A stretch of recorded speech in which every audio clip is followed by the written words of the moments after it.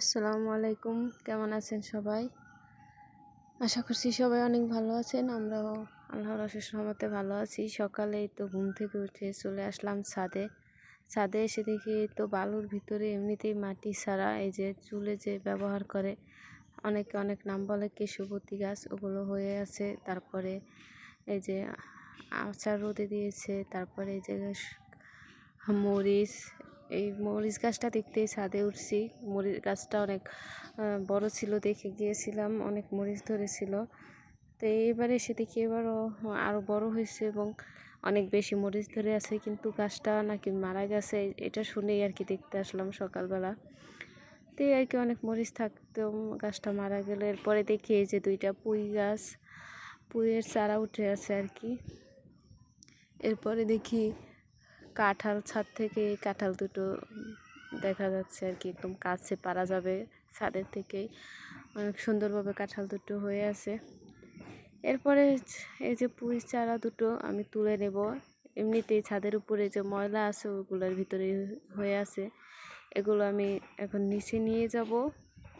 নিচে নিয়ে তারপর ভালো করে মাটিতে লাগিয়ে দিব যেন সুন্দরভাবে হয়। এখানে তো হবে না, নিচে যে বেশি মাটি আছে ওগুলোর ভিতরে লাগিয়ে দেব। এই যে লাগিয়ে দিয়েছি অনেক।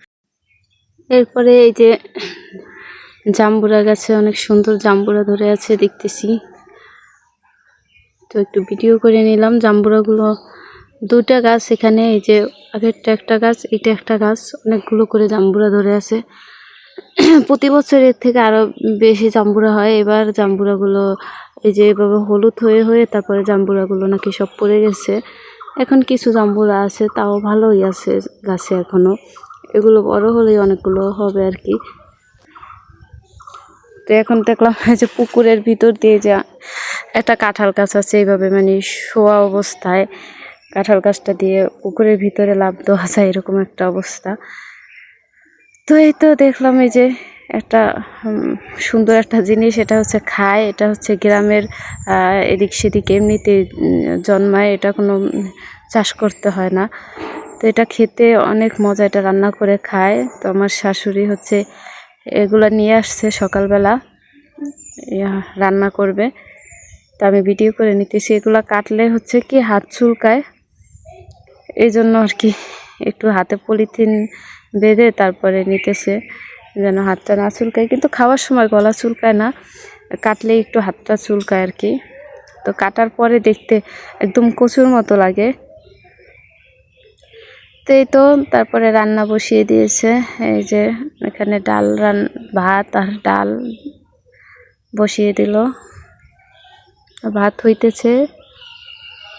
ডালটা হচ্ছে রান্না করবে হচ্ছে এই যে বোম্বাই মরিচ, বড় বড় যে গাছের যে বোম্বাই মরিচগুলো পাকা, ওগুলো দিয়েছে যেন অনেক সুন্দর ঘ্রাণ হয় এবং ঝাল হয়। তো তারপরে এই যে ডালটাকে বাগার দিয়ে তারপরে হচ্ছে পাট শাক দিবে, পাট শাক দিয়ে এই ডালটা রান্না করবে। এই যে বোম্বাই মরিচ দিয়ে পাট শাকের ডালটা অনেক অনেক মজা হয়। এটা মানে এতটা মজা হয় যে এটা দিয়ে মনে হয় শুধু ভাত খেয়ে ফেলা যাবে। বোম্বাই মরিচের একটা অনেক সুন্দর ঘ্রাণ, ঝাল, এবং ডালটা সুন্দরভাবে একটু হালকা ঘন আর কি থাকবে। তারপরে শাকটা দিয়ে তারপরে রান্না করবে।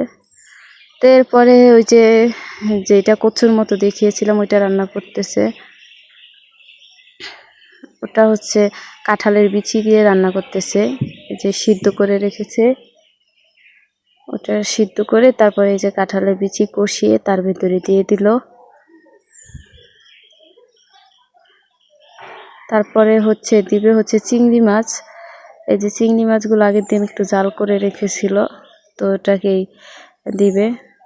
দেওয়ার পরে ভালো করে নেড়ে ছেড়ে ভালো করে তারপরে আবার রান্না করে নেবে। এটা চিংড়ি মাছ দিয়ে খেতে অনেক বেশি মজা লাগে, কারণ হচ্ছে চিংড়ি মাছের একটা ঘ্রাণ আসে অনেক সুন্দর কাঁঠালের বিচির সাথে।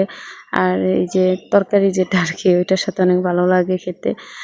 তারপরে এই যে কুমড়া ভাজি করে নিতেছে, তারপরে এই যে মাছ দিয়ে পটল দিয়ে একটা তরকারি রান্না করছে। তো আমি হচ্ছে বিকেলবেলা এই যে পুঁই শাকের গুলো আমি লাগিয়েছিলাম, মানে ডাটা ছিল পুঁই শাকের, ওগুলো লাগিয়েছিলাম। তো ওগুলো লাগানোর পরে এই যে রমজানের ঈদে যে আসছিলাম তখন লাগিয়ে রেখে গেছিলাম। তো এসে দেখি এরকম হয়ে আছে সবগুলো। তো বৃষ্টির বন্যায় আর কি সবগুলো নিচে পড়ে এরকম অবস্থা হয়ে আছে।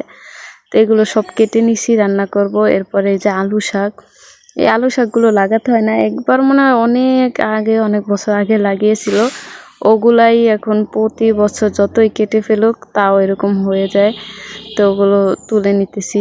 এগুলো হচ্ছে মিষ্টি আলু আছে, যে মিষ্টি আলুর শাক, এগুলো রান্না করে খেতে অনেক মজা লাগে, একদম নরম হয়ে যায় রান্না করলে।